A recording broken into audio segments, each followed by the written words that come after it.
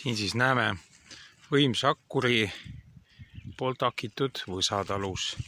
Eestlane on aastakümneid või eriti nõukaajal ja nüüd ka hiljem suuri lõkkeid teinud ja eestlane on kõva lõkkepõletaja.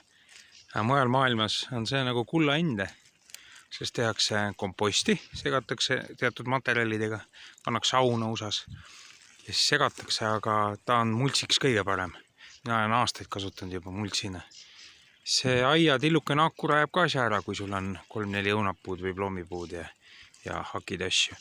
Nii et võt siin käru sisse hakitud. Akkur ise siis siin selline väike traktori haakesse käib. Ja seal näeme siis nugasi. Üks võll, mis purustab siis. Selline tehnoloogia.